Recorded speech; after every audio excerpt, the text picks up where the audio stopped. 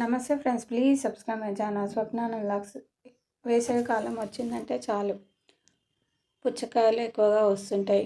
అలాంటప్పుడు మనం జ్యూసుల్లాగా కాకుండా ఇలా ముక్కల్లాగా చేసుకొని తింటే మంచిది. ఎందుకంటే మనం జ్యూస్ లాగా చేసుకుంటే దాంట్లో చక్కెర శాతం అనేది ఎక్కువగా మన బాడీలోకి వెళ్తుంది, శరీరంలోకి వెళ్తుంది. కాబట్టి అలాంటివి జ్యూసులు ఎప్పుడైనా ఒకసారి తాగితే ఏం కాదు, కానీ పర్వాలేదు. కానీ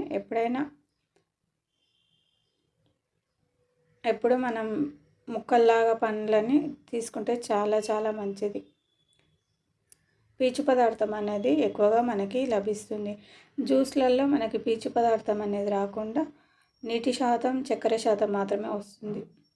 బీరకాయలు, సొరకాయలు అంటే ఆనపకాయలు ఇలాంటివి వేసవి కాలం వచ్చిందంటే ఇలాంటివి తీసుకోవడం మంచిది.